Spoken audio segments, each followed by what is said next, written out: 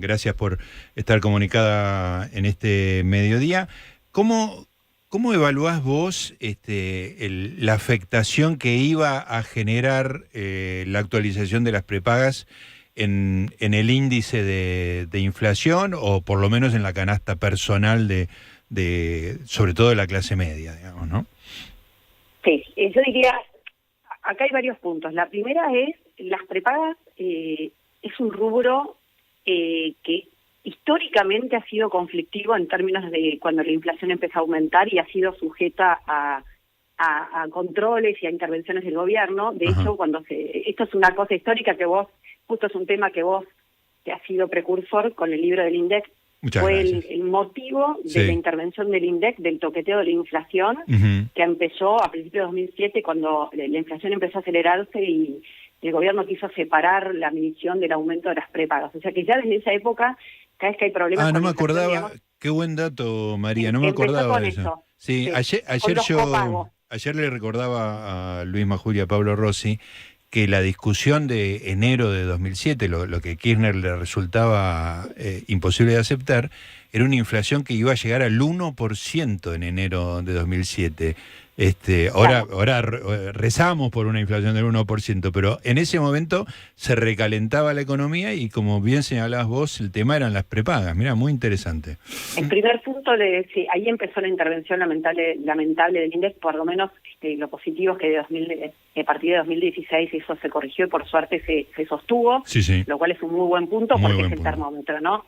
Dicho esto, la discusión de las prepagas y el tema de la desregulación de la economía, incluso de las prepagas, acá hay un tema muy relevante que es la discusión que está hoy en el comunicado del gobierno, ¿no? De la Comisión Nacional de Defensa de la Competencia, que es el órgano que tiene que está en todos los países del mundo, en todos los países libres del mundo, donde lo que tratan es de justamente promover que haya mercados lo más competitivos posibles, o sea, muchos oferentes, de manera tal justamente que sea digamos que los precios, la oferta y la demanda puedan jugar para que los precios sean competitivos en el buen sentido de la palabra, ¿no? Que reflejen justamente eso, que no haya pocos jugadores que se pongan de acuerdo y pongan un precio un poco más alto o lo más alto posible, porque son pocos oferentes en un lugar cerrado. Entonces la discusión es, ¿qué pasa con algunos rubros como la medicina prepaga? Bueno, el tema de la medicina prepaga uno podría pensar que es un mercado de competencia, pero también es cierto que cuando hablamos de las prepagas, como están en Argentina, que es un complemento al sistema público de salud y a las obras sociales, es que en realidad hay barreras de entrada. Hay barreras de entrada por edad, por enfermedades preexistentes. No es lo equiparable por ejemplo, a la compra de un pan lactal. Uno va al supermercado y puede cambiar de marca o puede reemplazarlo por algo similar. Exactamente. Puede comprar un día, dejar de comprar otro y volver a comprar. Entonces, creo que ese es un punto relevante a discutir. Y el otro es la cantidad de empresas que hay, cuáles son las condiciones, y cuando uno mira el mercado, la verdad es que se ha ido concentrando, como muchísimos otros sectores de la economía a lo largo del kirchnerismo, que fue un régimen de una economía cerrada, regulada, controlada, donde en definitiva para la idea de un Estado grande que regula todo, es conveniente que haya menos jugadores para poder justamente sentarse en una mesa para poder controlar, dirigir e intentar. Una de las estrategias, discúlpame María, fue una de las estrategias de Guillermo Moreno, básicamente, ¿no? Mercados muy concentrados, con el cual sentarse con la prepotencia de Guillermo Moreno, pero para presionar y dialogar con pocos, ¿no?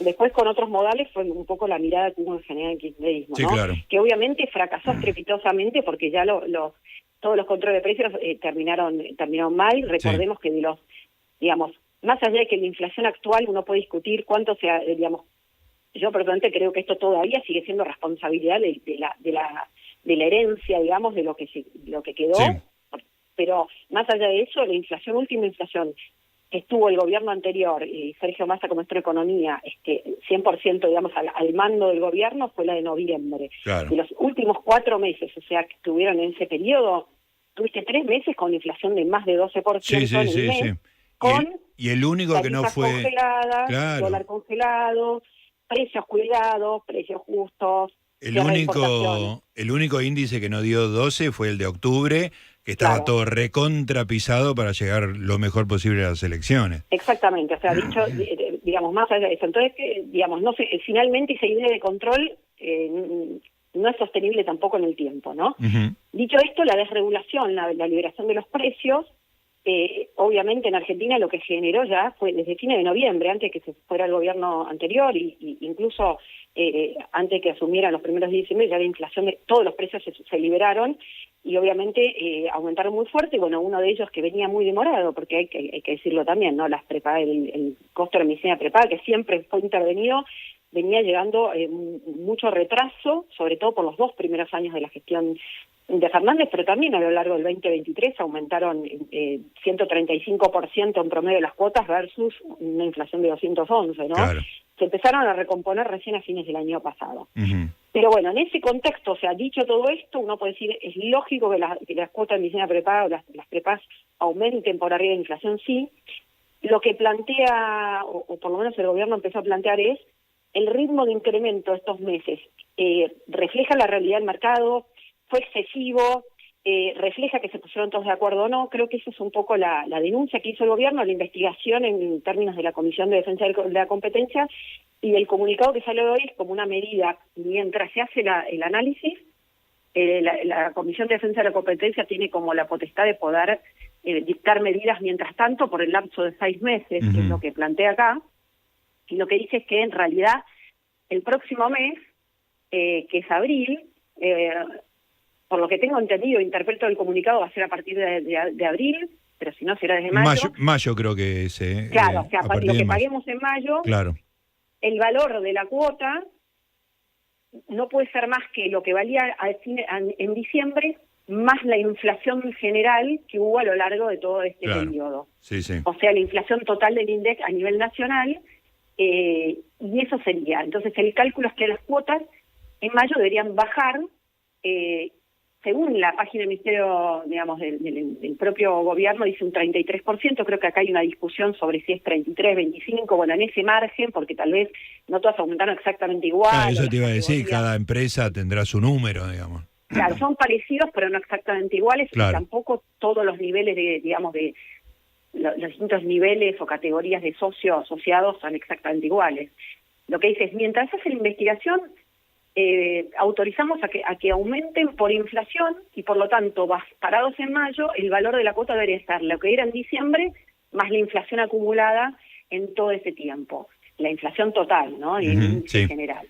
Y lo que dice es que no es que te van a devolver, por lo menos lo que estoy leyendo acá, no se les va a devolver lo que cobraron en exceso en estos meses, ahora, por lo pronto. Sí, seguramente, imagino, María, alguna devolución vía crédito en las futuras Por ahora dice cuotas. Que la Secretaría de Industria no tiene las facultades para determinar cómo va a ser la devolución. Ajá, ¿cómo? Claro. Eventualmente puede impactar en el cálculo de la multa y comprobarse que la práctica efectivamente se produjo, porque acá en realidad no es que ya está definido todo, es una investigación, es como una medida cautelar de alguna manera. Claro. Entonces, lo que dice es los próximos 6 meses lo van a poder aumentar por inflación, pero partiendo de un nivel que van a tener que bajar, porque en realidad el aumento en estos meses fue por arriba de la inflación. No quiere decir que esto es una decisión definitiva, que en realidad no pudo haber aumentado nunca por arriba de la inflación, porque la realidad es que venían atrasadas. La pregunta es, o la sospecha es, hubo colusión y estos incrementos fueron excesivos, en un marco de esta decisión es basada en una coordinación de todos los sectores. Claro, entonces es una investigación, no es una decisión definitiva, pero en el corto plazo lo que va a ocurrir para la gente que tiene medicina preparada es que la cuota le va a bajar el primer mes, porque tiene el incremento tiene que ser el que corresponde a la inflación acumulada. Y como habían ya superado con creces ese incremento, el valor inicial de la cuota va a ser un poco más baja y luego mes a mes va a aumentar como la inflación general. Y se verá qué pasa con el reintegro, digamos. Yo te diría, no imaginen, le digo a todos los oyentes que tienen cuota que les van a devolver.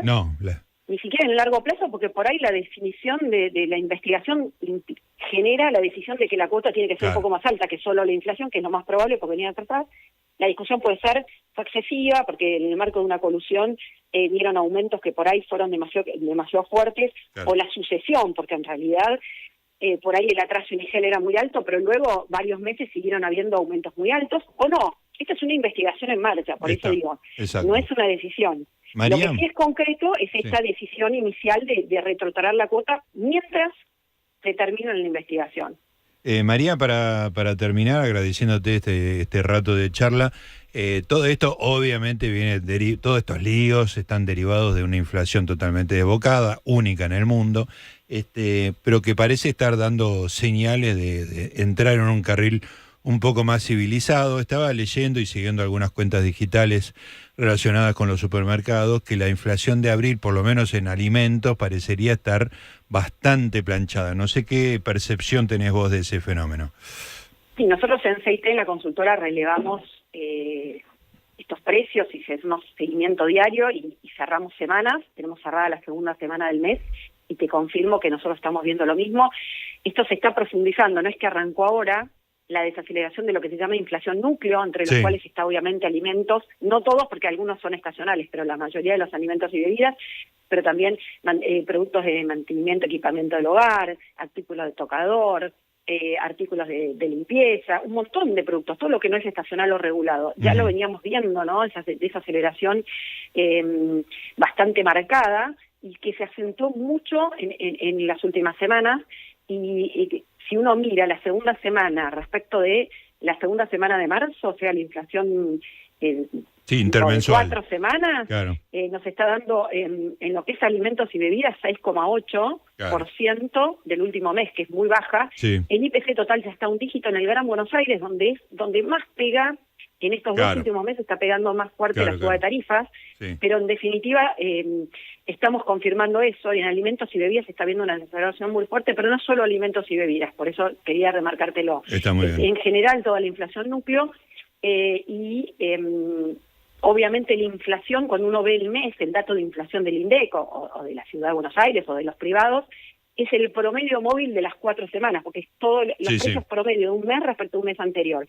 Por lo tanto, obviamente, lo que estamos viendo es que ese promedio móvil va bajando muy fuerte, que es altamente probable que si la tendencia sigue, todavía faltan medio mes, veamos una inflación que podría estar un poquito abajo del 10% en el Gran Buenos Aires, pero más abajo de eso a nivel país, en el IPC total, que está muy influido, como te digo, en abril por la fuerte suba de tarifas de gas, y a nivel de alimentos y bebidas y de la núcleo bastante más bajo, ¿no? Que esto es un dato que es un alivio. Sigue habiendo, como vos decís, una inflación muy alta, pero venimos de inflaciones altísimas y, como te decía, de muchos precios que venían pisados, atrasados, y de otros precios que aumentaron muy fuerte al principio en un contexto de cambio de régimen tan grande que obviamente el escenario sobre el cual se pautaron o se pensaron esos precios, no se convalidó, no se concretó, y que en definitiva tuvieron es lo que estamos viendo ahora, casos, ¿no? Claro que sí. Efectivamente. María, muchísimas gracias por esta charla y por esta clarificación, Un abrazo. Igualmente, un gusto. Ahí estaba María Castillo.